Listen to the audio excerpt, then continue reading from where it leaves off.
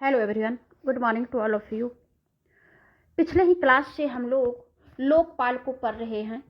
पिछली क्लास में हम लोग पढ़े कि लोकपाल क्या है और लोकपाल का कुछ इतिहास को जाने, लोकपाल की स्थापना कैसे होता है, लोकपाल का गठन क्या है, मतलब लोकपाल की संरचना में कि लोकपाल में कितने मेंबर्स होते हैं, अध्यक्ष होते हैं और अध्यक्ष कौन होते हैं, किन व्यक्ति को अध्यक्ष के पद पर जो है रखा जाता है और कौन रखते हैं।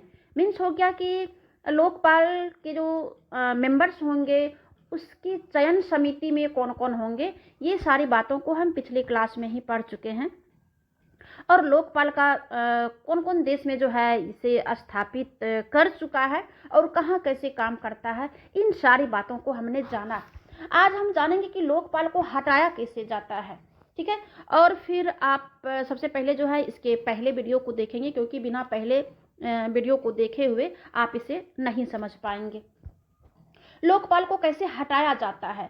लोकपाल के अध्यक्ष और सदस्यों को हटाने के लिए संसद के 100 सदस्य अपने हस्ताक्षर वाली याचिका राष्ट्रपति को सौंपते हैं।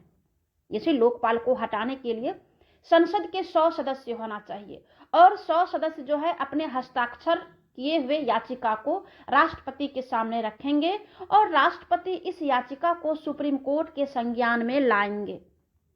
ठीक, वो डायरेक्ट नहीं हटाएंगे, वो सुप्रीम कोर्ट के संज्ञान में लाएंगे और सुप्रीम कोर्ट इस मामले की जांच करता है कि सच में अगर संसद के सदस्य अगर इनके ऊपर, क्योंकि ये खुद जो है भ्रष्टाचार के जांच के लिए ही इनकी नियुक्ति होती है और इनकी नियुक्ति जो है बहुत बारीकी से होता है, वैसे व्यक्ति को नियुक्त किया जाता है जो साफ छवि वाले हो, जिसके पास 25 साल का कम से कम 25 साल का बैंक हो, पॉलिसी हो, या फिर लॉ के क्षेत्र में हो, या फिर जस्टिस हो, इन व्यक्ति को जो है, और फिर कानूनविद हो, या फिर प्रख्यात विद्वान हो, प्रखंड विद्वान हो, उच्च योग्यता वाले हो, ऐसे व्यक्ति को, साथ ही वैसे व्यक्ति को इस पे रखा जाता है जिस पर कभी भी भ्रष्टाचार का दाग नहीं लगा हो, वैसे व्यक्ति को इस पोस्ट पे रखा जाता है।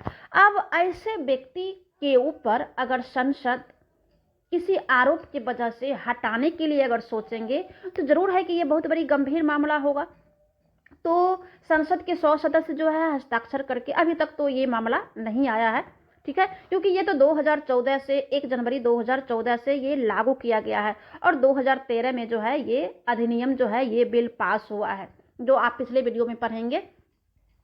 साथ ही इसमें इसीलिए जो है राष्ट्रपति जो है ये सुप्रीम कोर्ट को जो है सौंप देते हैं कि आप जो है इसकी जांच करो और आरोप सही अगर पाते हैं तो राष्ट्रपति के लिखित आदेश पर लोकपाल के अध्यक्ष और उसके सदस्यों को पद से हटा दिया जाता है। तो लोकपाल को हटाने की ये सारी प्रक्रिया है। अब आइए हम जानते हैं कि पद से कैसे हटाया जाता है, ठीक है। लोकपाल को पद से कैसे हटाया जाता है, उसे एक दिवालिया घोषित कर दिया गया या वह अपने कार्यकाल के दौरान अपनी ऑफिस कर्तव्यों के अलावा किसी अन्य पेड जॉब में संलिप्त पाया गया हो। यानी कि जब उनको पोस्ट पे रखा जाता है तो बहुत प्रक्रिया है, या तो वो किसी लाभ के पद पर नहीं हो, और जो व्यक्ति इस पोस्ट पे आ जाते हैं फिर उनको रिटायर होने के बाद कोई पोस्ट पर जाने का अलाउ नहीं है। अब वैसे व्यक्ति क्या भ्रष्टाचार करेंगे, चलिए आगे देखते हैं। राष्ट्रपति की राय में जो दिमाग या शरीर की दुर्बलता के कारण कार्यालय में कार्य जारी रखने के लिए अयोग्य हो, और भी हो सकता है कि वो शारीरिक अस्वस्थ के कारण भी जो है वो सही समय पे काम नहीं करता हो, इसी वजह से जो है उन्हें हटाया जा सकता है, ठीक है। आगे है कि अध्यक्ष और सदस्यों का वेतन कैसे मिलता है, उनके सदस्य को भी वेतन कैसे मिलता है, कौन देता है, कहाँ से दिया जाता है। तो लोकपाल के अध्यक्ष को भारत के मुख्य न्यायाधीश के समान वेतन और भत्ते दिए जाते हैं, जबकि सदस्यों को उच्चतम न्यायालय के न्यायाधीशों द्वारा प्राप्त समान वेतन और भत्ते प्राप्त होते हैं। ये तो हो गया भारत के मुख्य न्यायाधीश के समान उनको वेतन मिलता है, और सदस्य को कैसे मिलता है, उच्चतम न्यायालय के जो न्यायाधीश हैं, जो अन्य न्यायाधीश है, उनको किस प्रकार से वेतन मिलता है, कितना मिलता है और उनका वेतन क्या है, भत्ता क्या है, किस मद से उन्हें दिया जाता है, ये सारी प्रक्रिया जो है लोकपाल के अध्यक्ष को, जो सीजेआई होते हैं भारत के, उनके समान मिलता है। और जो सदस्य होते हैं उनको जो उच्चतम न्यायालय के, सुप्रीम कोर्ट के जो अन्य न्यायाधीश होते हैं तो उनको वेतन दिया जाता है अन्य सदस्यों की तरह। ठीक है, अब थोड़ा सा और हम संरचना को यहाँ पे हम थोड़ा सा विस्तार से जानेंगे कि लोकपाल की संरचना कैसे होते हैं। ये बहुसदस्यीय निकाय है, इसका गठन चेयरपर्सन अधिकतम 8 सदस्यों के लिए किया जाता है और इस संस्था का चेयरपर्सन भारत के पूर्व मुख्य न्यायाधीश या सर्वोच्च न्यायालय के पूर्व मुख्य न्यायाधीश या असंदिग्ध व्यक्ति जो सत्यनिष्ठा और योग्यता रखता हो वो जो है करते हैं।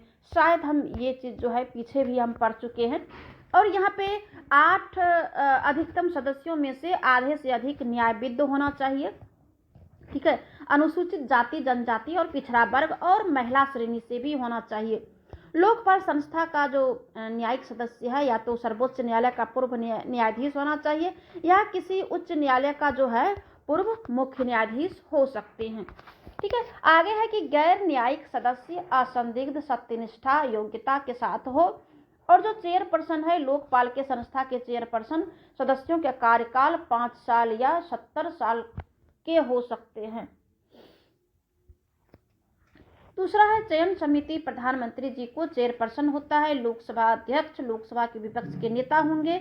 ये सब जो है हमने पीछे वीडियो में भी पढ़ चुके हैं, तो इसे आप लोग जो है देख लेंगे। आगे है लोकपाल का क्षेत्राधिकार एवं शक्तियाँ। लोकपाल का क्षेत्राधिकार है, क्या शक्ति है, इसे जो है हम आगे पढ़ेंगे। तब तक के लिए धन्यवाद।